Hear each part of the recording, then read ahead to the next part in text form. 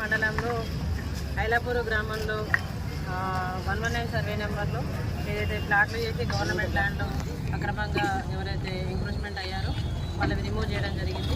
అట్లనే 462 సర్వే నెంబర్లో ఒక 25 గుంటాస్ ఎంక్రోచ్మెంట్ అయి ఉన్నారు. ఆ ఎంక్రోచ్మెంట్స్ కూడా ఇవాళ కంప్లీట్ చేయడం జరిగింది.